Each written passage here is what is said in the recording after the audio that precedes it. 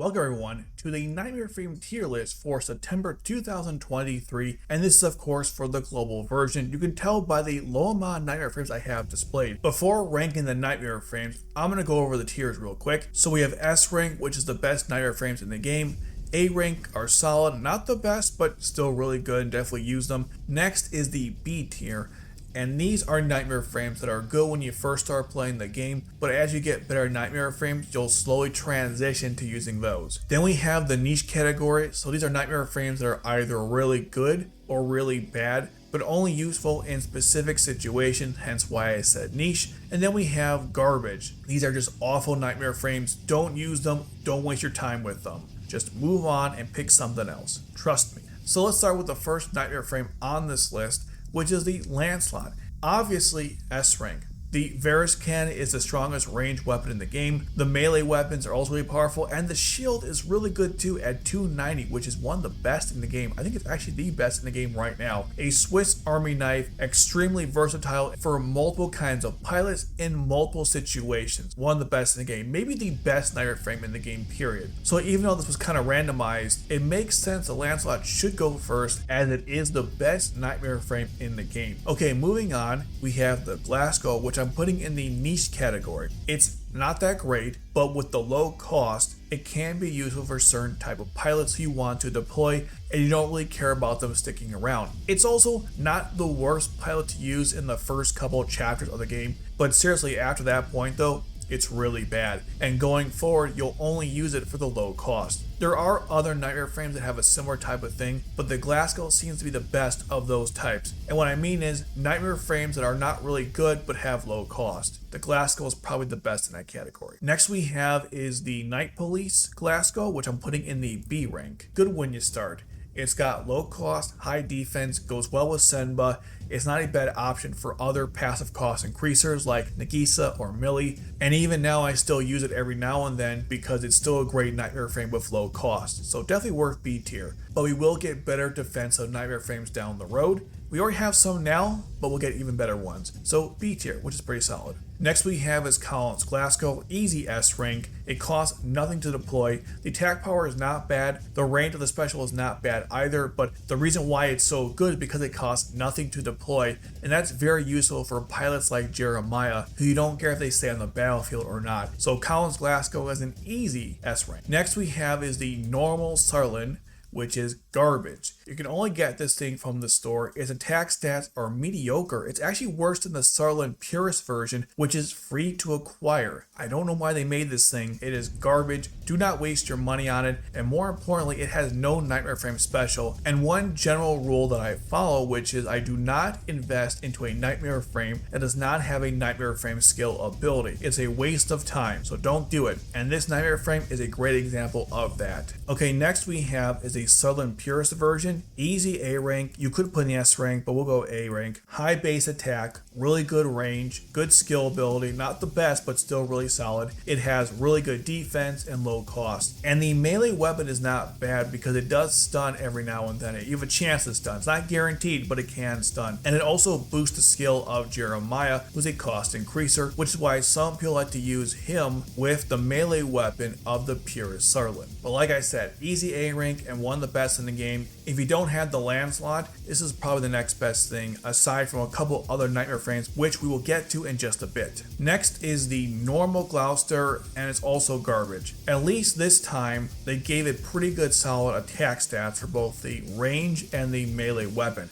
The problem is, one, you have to pay for this thing using your own money, and it has no Knightmare Frame skill ability, so I don't know why you'd want to buy this over the Lancelot. Sure, it costs half the amount, but if you're whaling anyways, just go full with it. Why would you pay half for something garbage? I don't know. To me, it's kind of scummy they put these two Knightmare Frames in the game, knowing full well they're both garbage and there's no reason to buy them when there are better options for free available to you. I guess they're in the game so you could pay some money to get ahead, but I'm telling you, it's not worth it. Don't do it. If you're gonna whale, buy the better Knightmare Frames or just some of the good ones from the banner, like everyone else. Next we have is Cornelia's Gloucester, easy S rank. It's first of all Lance. Lances are overly powerful. It's got great defense. It boosts the attack power of all Britannians on special. special. The only problem with it is that it doesn't have any blocks. That can get quite annoying at times, which is why it's good to put someone in the lance behind a defensive pilot so that 0 block won't come into play. Other than that, it's really good, plus it has very low cost, which is never a bad thing. Next we have is the Glaston Knight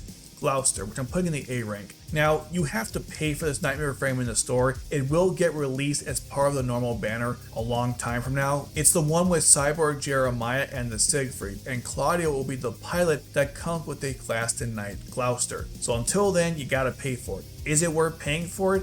Well, kinda. It does have really good attack power at 290 for the range weapon. The range itself is kinda weird. Instead of it being in front, it's to the sides of you, which is good for healers and also good for taking out enemies that get past you, which is a cool ability. The lance is not bad either. It's a bit stronger than Cornelia's, and the special boosts your own attack power after using it. So it's a pretty solid Knightmare frame. Should you pay for it? On some level I would say yes, but I also would say the Lancelot is infinitely better. So if I was choosing to purchase one or the other with my actual money, I'd probably just buy the Lancelot, despite the fact that this Gloucester has pretty solid stats. Next is Guilford's Gloucester. I'm putting it in the B rank. It's really good, but it's not that good. Yes, the Master Vibration Sword has 270 damage, which is a lot of attack. I think that's the highest of any melee weapon currently in the game. And the Lance ability is also not terrible with low cost and increases your cost on special, but the initial attack power is kinda low. The reason why it's a B category is because if you do use it, I think it's worthwhile, but there are just better options out there in the game right now, and there will be better stuff to come down the line. So yeah, it's a B category. Not terrible, but you'll be moving on from this thing pretty quickly once you get better stuff.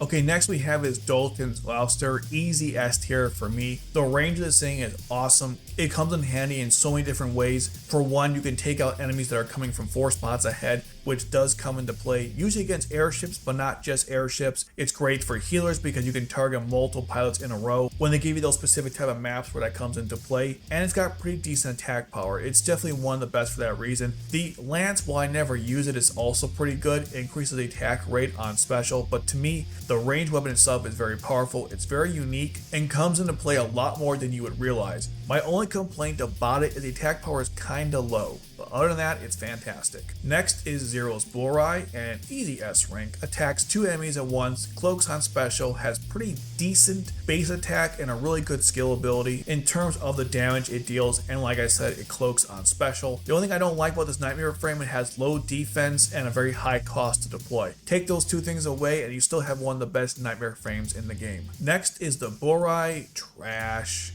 No skill, decent attack power, but other than that, it's not good. Don't use a Knightmare frame, don't buy it, don't upgrade it, it's bait. Don't do it. Now, just like the paid Sutherland, it does have attack stats that are somewhat comparable to other Knightmare frames like it, but with no skill, it's not worth it, and there are better options. Next we have is Tohdoh's Burai Kai.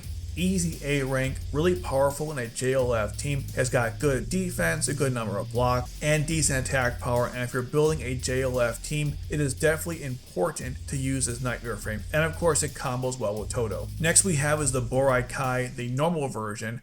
So this is the one that the rest of JLF used in stage 11. These 2 Burai Kais are exactly the same, except for one difference. Tohdoh's Burai Kai boosts his skill level to 5, and this one boosts the skill power of the other JLF members to 5, which is important because if you improve the skill to 5, the effect becomes even stronger. This is especially important for Urbe and Nagisa because those are the 2 best members of the 4 Holy Swords right now in the game. So is this Knightmare frame worth paying for? No. When you get to rank 21, I guess you could use it. Now, if you're a free-to-play player like myself, you won't see this Knightmare frame for a long time if you don't plan on paying for it. You get it at rank 21. If you are a whale, you probably already got this Knightmare frame, and I think on some level it's actually more useful to whales because of that. By the time I earn this Knightmare frame by reaching rank 21, the Gekka will already be out by then, which is a better option than this Knightmare frame. So for whales, this is definitely an A rank, but for everyone else, I'd probably put in the garbage tier because by the time we get it, we won't need it anymore.